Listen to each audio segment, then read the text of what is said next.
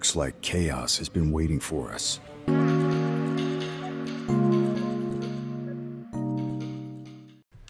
Hello all and welcome back to Expert Consultant with your host as always, DickeRson. Now today I'm going to be talking about Final Fantasy Origin, or Stranger in Paradise. One of the oddest titles I've ever seen. Square is obviously famous for its strange titles, especially Nomura himself with Kingdom Hearts, of course, always having the weirdest titles. But Stranger in Paradise, I almost feel, takes the cake in a weird way because it truly just doesn't sound right. Besides the point, this game is weird. I wanted to discuss it. I wanted to take a look at the demo impressions after getting a chance to play it and just kind of go over it and kind of give my theory on it, kind of why it exists, and how I believe this game is kind of barely even started. But to bring it back, about a month ago, there was a report out that Team Ninja was signed on with Square Enix to work on a Dark Souls inspired Final Fantasy game. And understandably, the excitement from this report just went all over the place. Everyone was thinking of all the crazy things they could do, all the fresh ideas that could come out with, and Team Ninja, coming off the success of Neo 2, would be seemingly the perfect fit for it. Now, I was a little down on it at first. I wasn't too into the idea of Team Ninja working on the new Final Fantasy Dark Souls game. I love Neo 2 a whole lot, but Team Ninja's output has been concerning, with the Ninja Gaiden series going quickly downhill, Yaiba Ninja Gaiden Z, the Dead or Alive series, and Dissidia Final Fantasy being their recent work with Square. So I was extremely concerned when I heard that report, but I was willing to give it another chance. Then the announcement the other day at E3, and oh boy, wow, this game was trashed on real quick. It didn't take long until everyone was just kind of like, oh, this game looks terrible. Yeah, it looks awful. And it does, graphically, visually, art direction. It looks like a low-budget Souls game, similar to Lords of the Fallen, if people remember that. It doesn't look great. It doesn't show well. So when they announced the demo for it coming soon, I was like, okay, great. We can finally play that demo. We can play it for ourselves and see if it is good. And then the demo was corrupted for a straight day and a half. You could not play it at all. No one could play it. So doesn't bode the best for their brand new game, who's already seeing some backlash. And it didn't take long after that where the chaos meme took off. And that was it. I went on Twitter, looked around, and no one was talking at all about the game itself, or whether or not the demo was working yet, and we're just memeing the chaos thing, which is great. I just wanted to play this game to try it for myself, and thankfully they finally got it working, and we all tried it out, and it seems like from the initial reaction, everyone's pretty positive about it.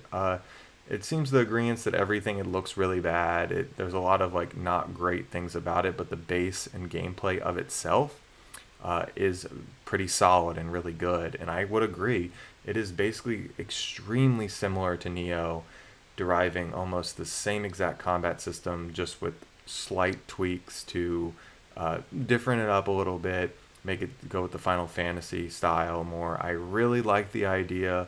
The main core idea of taking out a stamina bar, the traditional soul stamina, and relying kind of more on this interesting parry style system, almost Sekiro inspired.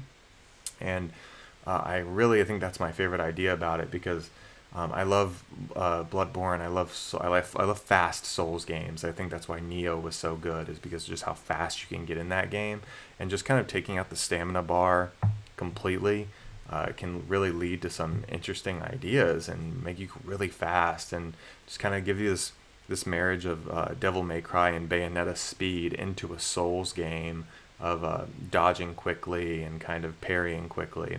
It's a fresh idea, and one in a Final Fantasy game I can be really excited for.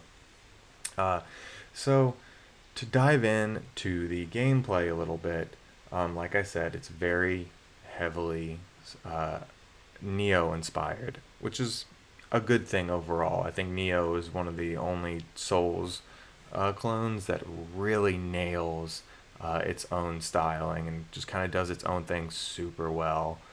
Um, so I guess in terms of Souls clones, I would trust Team Ninja the best. Anyway, it's good. There's some lot to love, as you can see in the menu screen. It's similar to Neo, just kind of reskinned in that Final Fantasy. You have your intense detailed equipment, everything. You're constantly getting the loot drops, similar to Neo. Enemies will rain loot as you kill them, and overall. But the big change, aside from the lack of stamina, is the magic system. And I do have some issues with this at the moment, but I hope they'll get changed. I'm sure they'll get tweaked on, as I don't think this game is coming out anytime soon. Basically, how the magic system works: you have your MP bar at the bottom left with kind of your magic bar, and that will be how you can sling spells when you have a wand equipped, and you'll be able to cast certain spells, and you'll be able to kind of throw them back at the enemy, and like they all have different ranged abilities, and you kind of play around as like what suits each situation the best.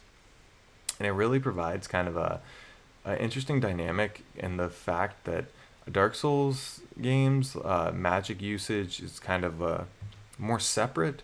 It's definitely more of its own thing.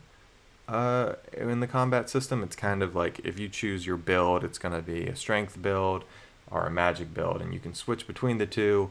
But with this game, Stranger in Paradise, you were able to switch between the two very quickly, kind of on the fly, and I really liked how you could do that, and just made each battle that you can kind of go into a battle using spells, and if you need to immediately switch up on the fly, you can come up and start using your great sword or whatever you have equipped, and just kind of switch tactics on the fly. And I think that's a fresh idea that kind of Neo adopted a little bit, but it seems like in full usage here.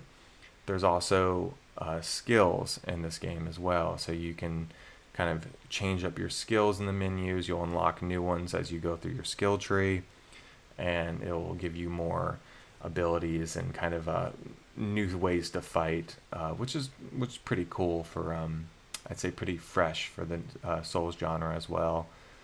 Um, yeah, it's fun also fighting Final Fantasy enemies in a Souls setting, I have to say.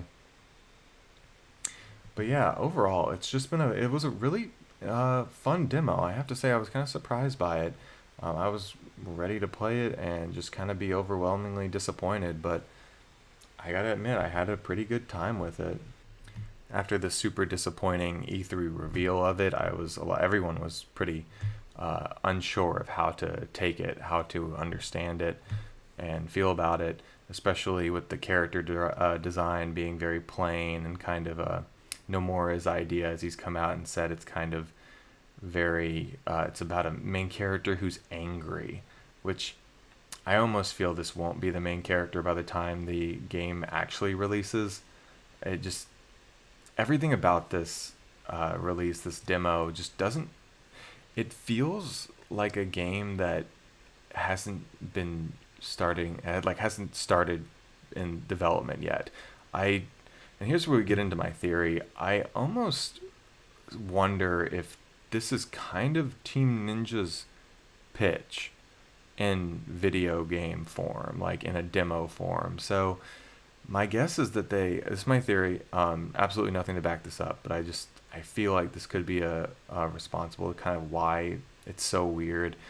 I feel like this demo's trial is a proof of concept, and where Team Ninja went to Square and said, hey, we have an idea for a Final Fantasy game.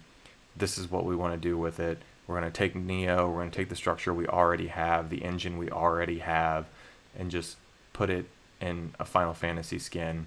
And as you can see, the design of everything is yes, you could argue it's Final Fantasy-esque, but it's very plain, it's very boring, it's not, I don't think it's really their art team at their best. It's, I think, just more, again, of a proof of concept. trying it out. They wanted to make this pitch, and Square was like, okay, this is a good pitch. We green light you, and then here you go. You can put this demo out, put this trial out, and kind of get feedback as they did with Neo 1 all those years ago.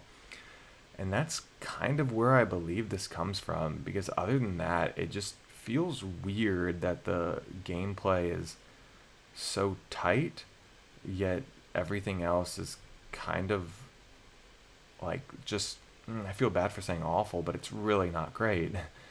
Yeah, as you can see, it's kind of like, it's just plain, it's just boring. There are like some cool ideas, like with the bombs setting off the like grass and you getting like incendiary damage from it.